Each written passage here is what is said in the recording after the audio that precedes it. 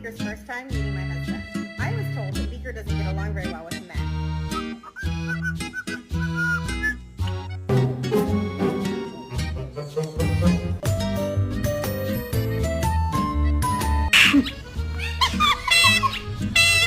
What's made of?